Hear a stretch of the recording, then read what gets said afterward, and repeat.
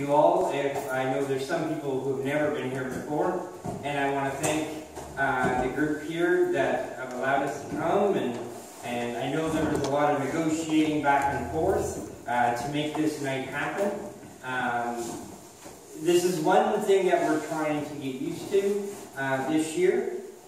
For the last 10 years I've been part of the Niagara branch. We've always had our general meetings on the second Thursday of the month, and now we're not. So that's okay. So for those who don't know me, my name is Steve Fulton. I'm chair of the Niagara Peninsula branch of the Ontario Genealogical Society. Been doing this for 10 years. I've been chair for 8 years, and it's been fun. What we want to accomplish tonight, like we did in Niagara Falls last month, was an opportunity not to listen to me the whole night, because, trust me, that's not what you want to do. Those shaking their head yes in the audience don't need to do so. But to showcase the building we're here in, and what material they have, what information they have, and to promote not only our organization, but this one as well, and the important work that they're doing. So it's a great opportunity, and I know Mary Lou wants to share something as well, and they're going to be giving a talk, and I think Joan's coming up too, right, Joan? No. I tried. I really tried. That was a valid attempt. And I think a few of our members are going to get up and share some stuff as well. So, for those who don't know much about the OGS, the organization's been around since the early 60s. We have 30 branches, a couple inactive, and 4 special interest groups across the province.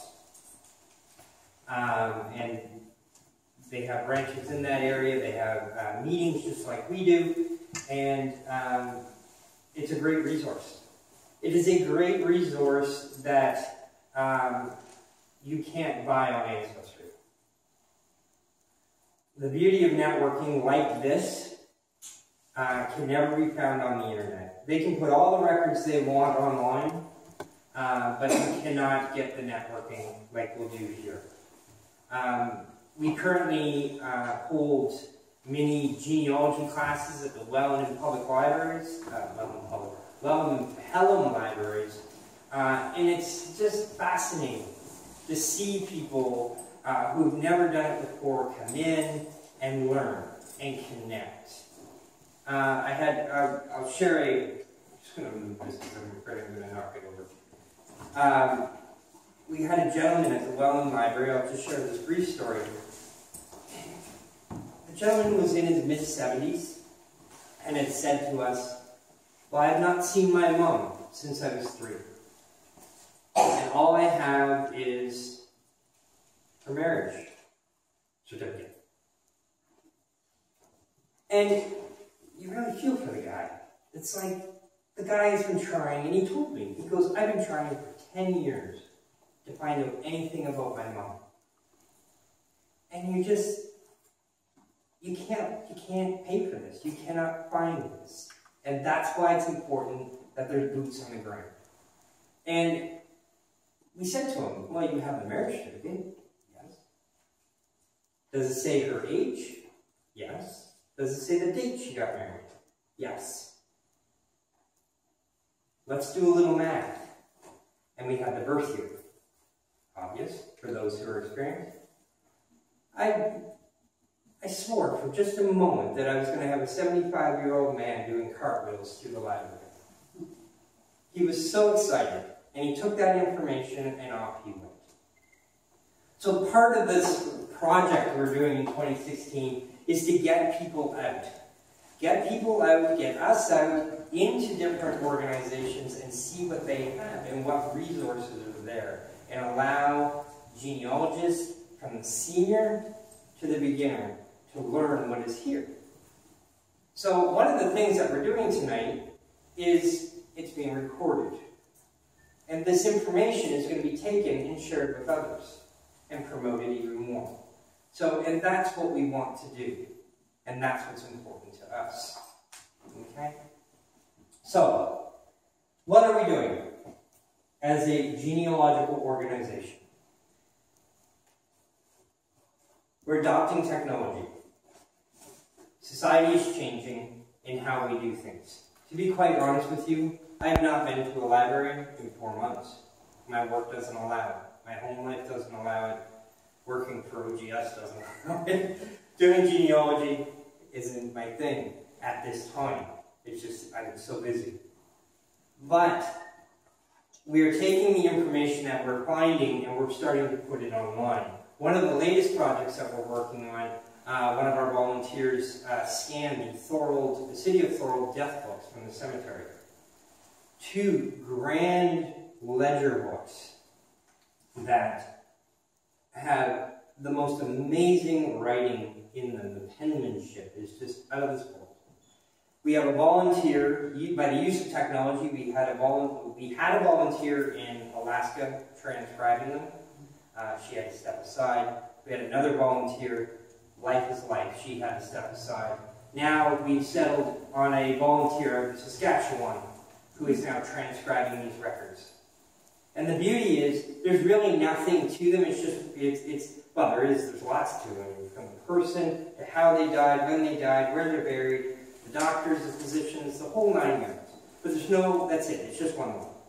So, what are we going to do? We're going to take that information, we're going to transcribe it, we're going to put it online. That's it, we're just putting it online, straightforward. And allow people to index it, allow people to get access to this information. Allow people in Australia who have ties to Niagara, who have ties to Thorold, to be able to search these records.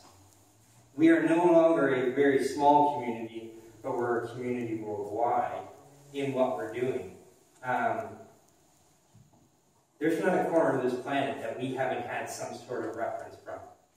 I think the furthest was, I would say, South Korea. We've had inquiries, and we've actually had to ship publications to them. It's a great opportunity. So with that, the Thorold Death Books, we have the Morrison Son records from the oldest funeral home in Niagara Falls. We've got our surname index that's searchable online. We have the Neff Young collection, which is in partnership with the Port Colborne Library. That is searchable online as well. Some miscellaneous publications, and why do I feel I'm missing one other one? But part of the process, that's what it is. We're trying to take the information and get it online so that people have access to the information. As well, we're working with the local libraries to do genealogy classes, because libraries, we are finding more and more as I talk to the different libraries, the buck stops there. They don't have the additional resources to hold this extra stuff. But we're a volunteer organization. We don't get paid, but our passion is to share, and that's what we're trying to do.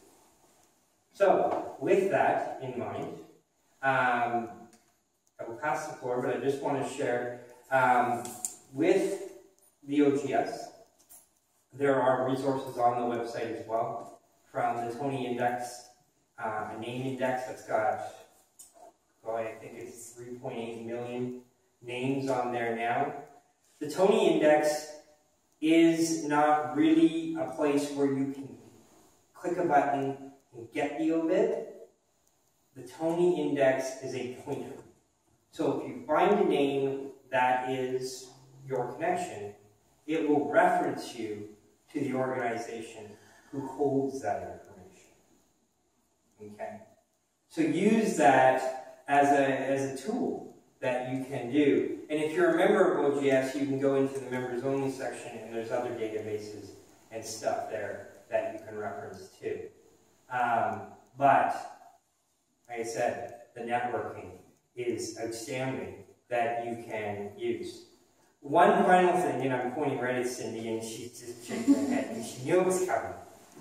One of the other things, Cindy has been fabulous in Pelham We're involved in the Canadian Headstone Project. Joe Wilson, our cemetery coordinator in the back, is heading up that project. And basically we are photographing, or attempting to photograph, every headstone in the Niagara region and put it on the website.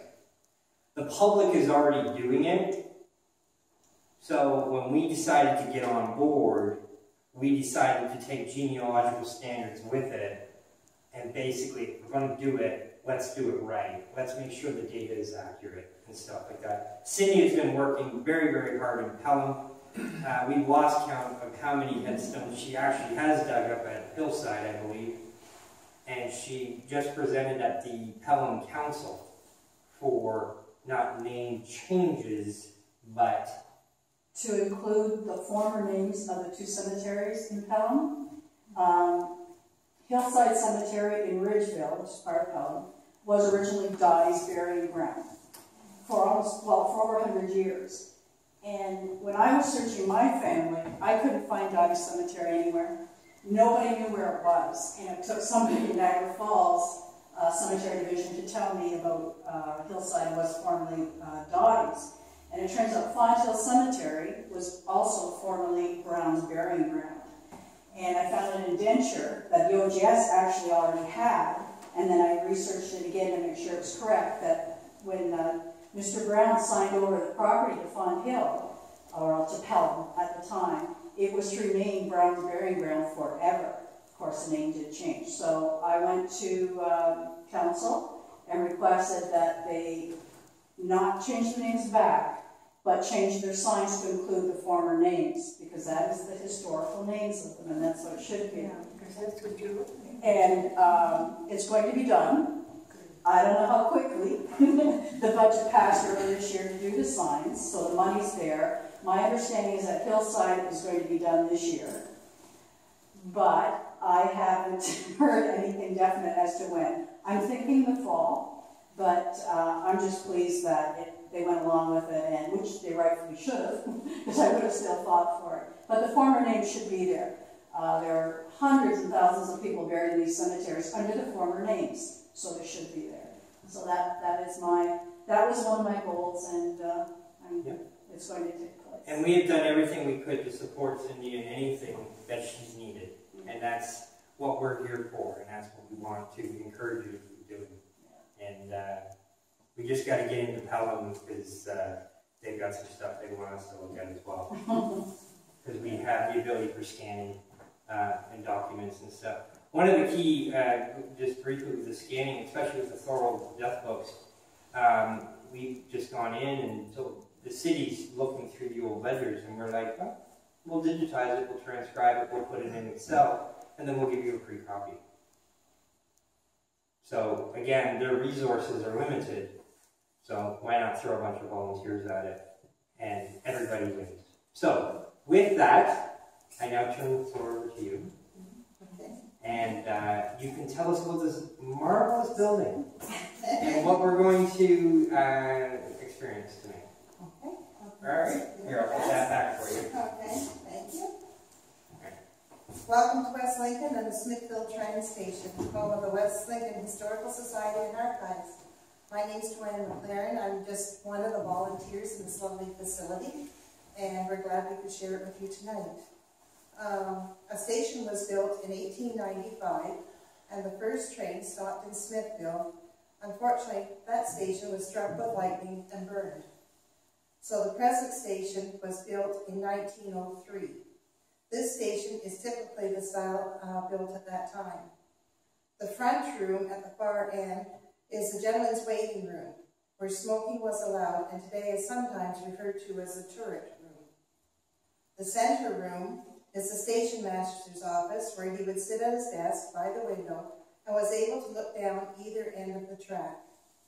The back half of this room was the general waiting room, where no smoking was allowed. While where I am was the baggage room, and if you're out on the deck, you'll see the doors that where they would take the baggage in and out. Original to the station are the groove ceiling, upper walls and flooring in the station master's office, the brick chimney, ticket windows, safe, bench, and stove. The station boasts 3 frosted sunburst, 2 leaded glass, and 3 sunrise windows. The wainscoting and most of the doors and trim with center rosettes were duplicated when the station was restored in 1993 by 7 very talented volunteers.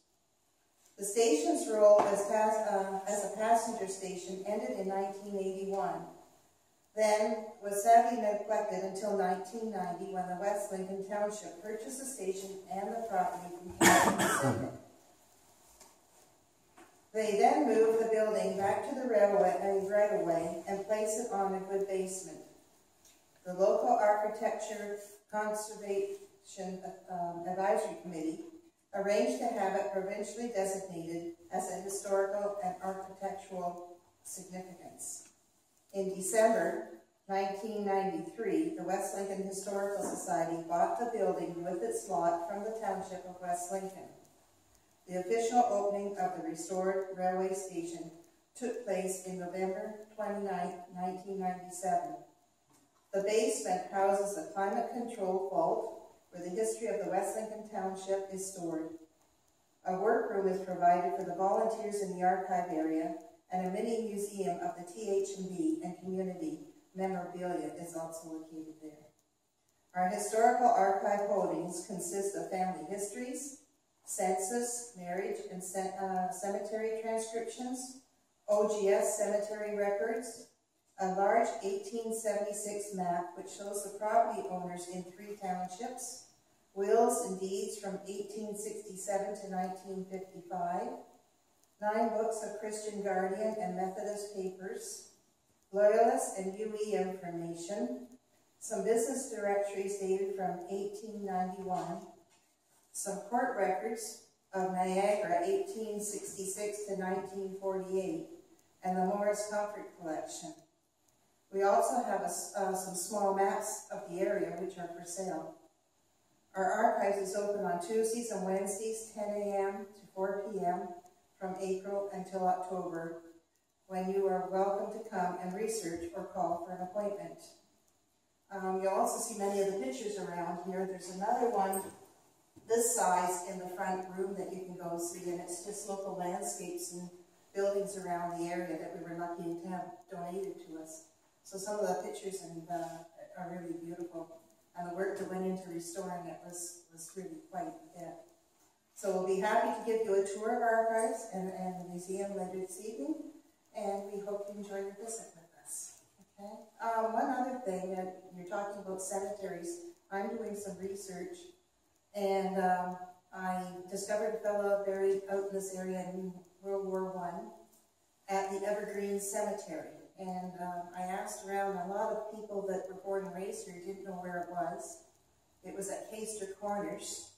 They weren't sure where Caister Corners is. We have Caister Center, but that's not Caister Corners. Today, it is known as the hamlet of Warner, kind of out in our back area of Caister. It's also been known as Merritt's Evergreen Cemetery. Today, people know it as Merritt Church Cemetery. So it's, I don't know if many know about the Evergreen name to it, so I've been mentioning it around to anybody that's willing to listen. So, but anyways, enjoy and have a good evening.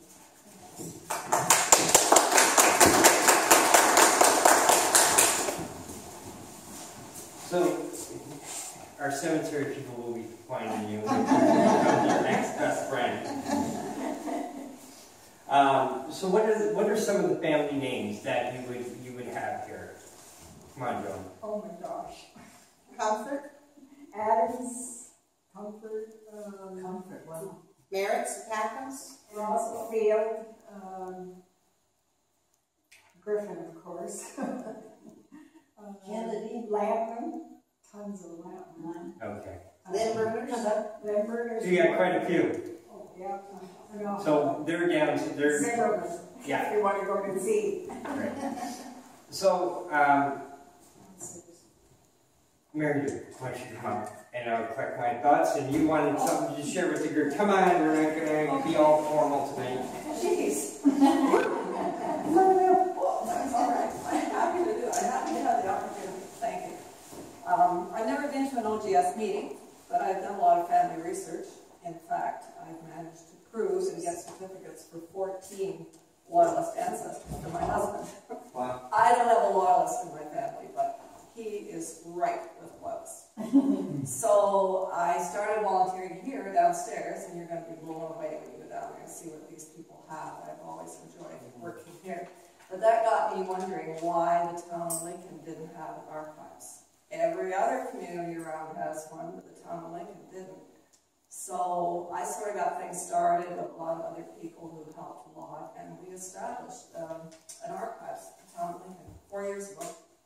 Right now, 4 years ago. We're in the Vineland Research and Innovation Center, the old experimental station, and we're there Wednesdays. We've had in the last 4 years 149 donors come in with boxes of things, saying, didn't know what to do with this, glad you're here. So anyway, it's very satisfying. But of course, we have no money. We're starting out, and it's all donations. So I've sort of spearheaded a major fundraising project for us, which is a house tour. And we're going to have this house tour on June 4th. It's heritage houses in the Vineland, Jordan area. And of course, I'm going to hope that some of you might want to buy a ticket for it. We're trying to make it really a cool house tour. So we have 6 heritage houses, and a church, and a winery. And like I said, they're all in the Jordan Vineland area, but we've got something different in each house. So at one of the Mennonite houses, you're going to get a sampling of fudge, because Mennonites always had sweets and sours on their table. In another Mennonite house, you're going to get a sampling of apple fritter.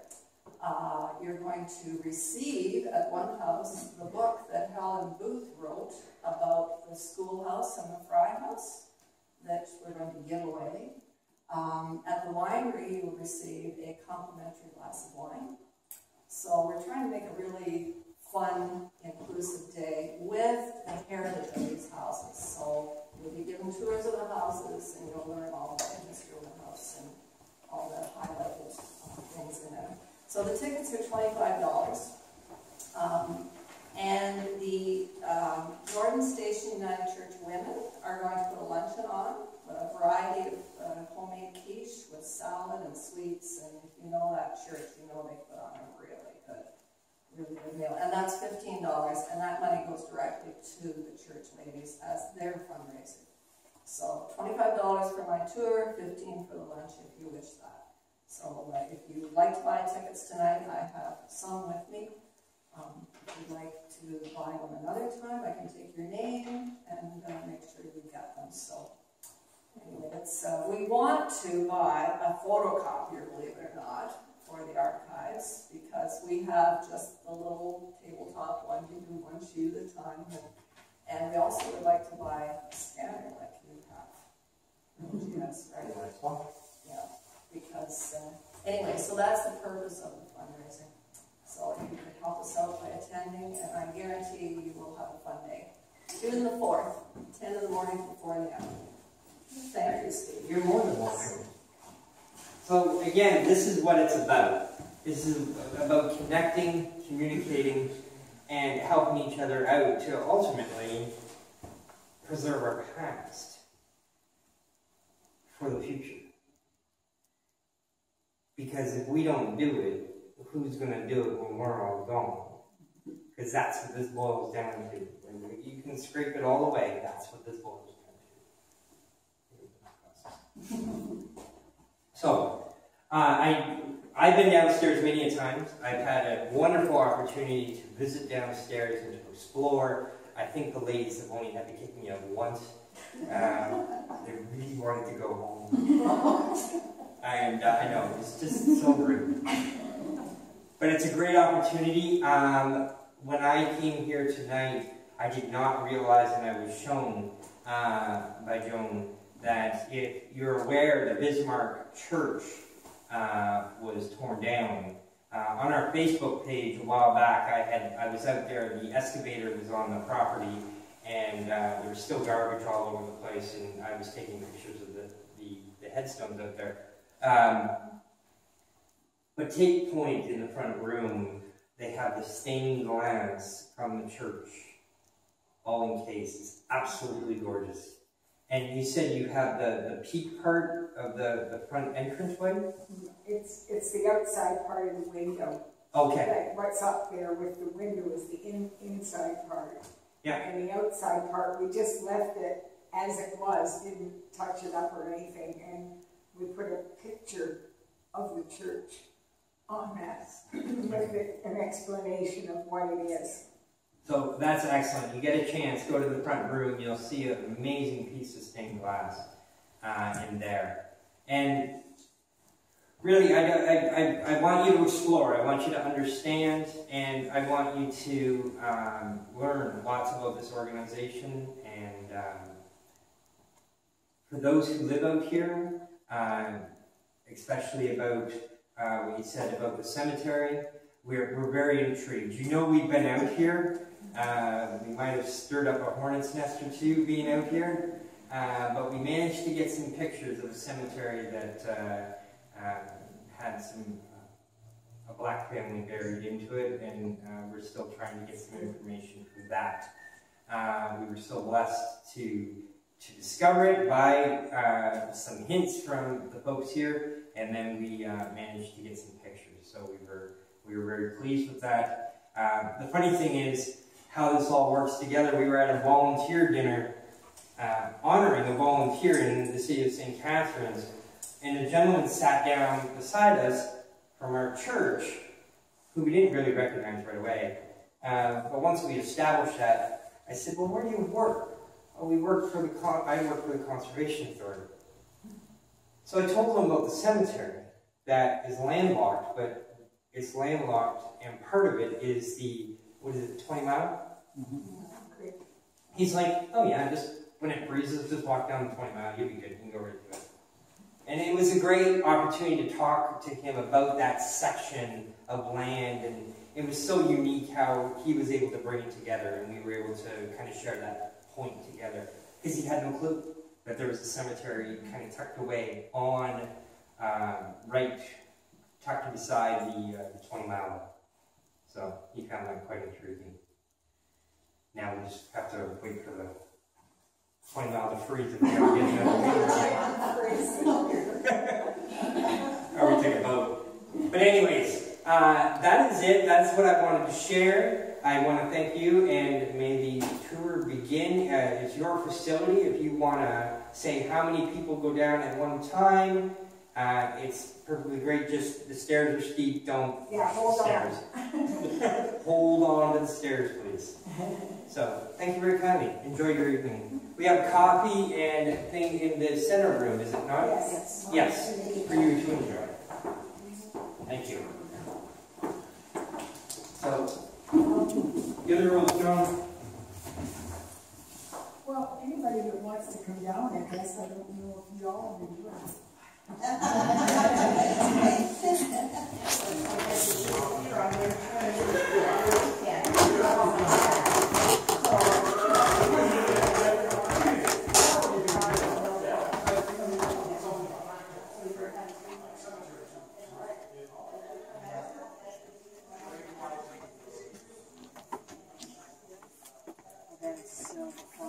Well, actually, my relative married, so we're not blood, we're in-law related.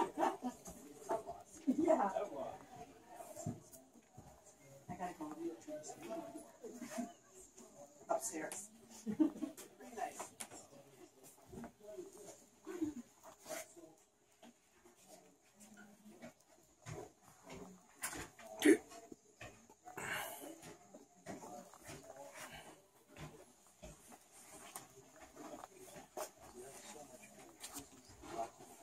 Some of those are kind of interesting people. Pretty dense. Yeah.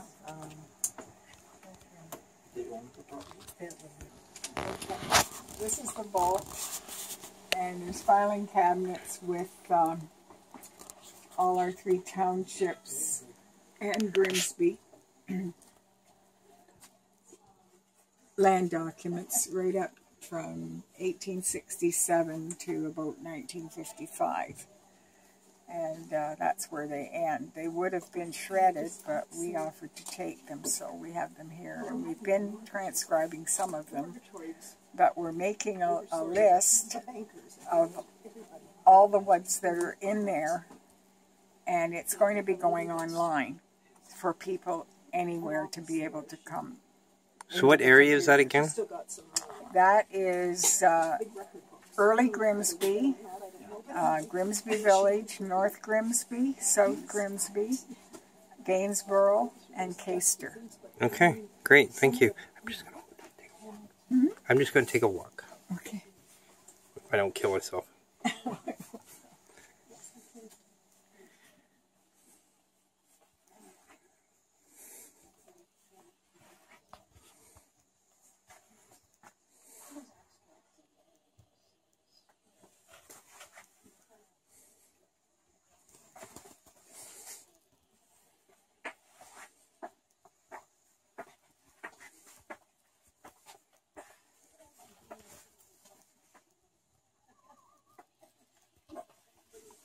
Tried to neaten it up a bit, but That's alright.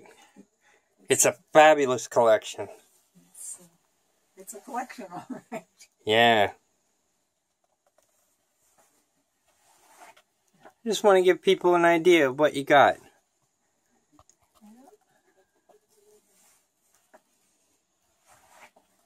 There we go. What a collection. In all these boxes, What's all these boxes here, Joan? these here, 1, 2, 3, 4, I think there are, that are all the Maurice Comfort's collection of stuff, plus was one other box that we haven't been able to get up here yet. We haven't gone through it yet, so it's No problem. ongoing. There's Sandra. Sorry. Do not apologize.